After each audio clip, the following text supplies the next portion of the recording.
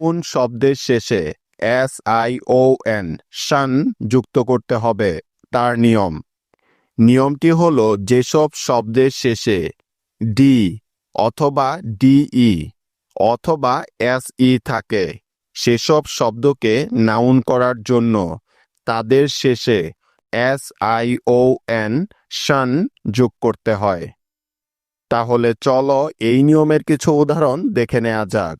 যেমন এক্সপ্যান্ড থেকে expansion, divide থেকে ডিভিশন, রিভাইজ থেকে রিভিশন, কনফিউজ থেকে কনফিউশন, কলাইড থেকে কলিশন, ফিউজ থেকে ফিউশন, এক্সটেন্ড থেকে এক্সটেনশন।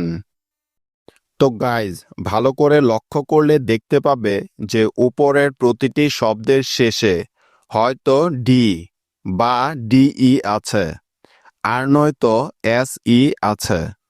এ কারণেই কিন্তু এসব শব্দের শেষে SION শান যোগ করে এই শব্দগুলোকে নাউন করা হয়েছে।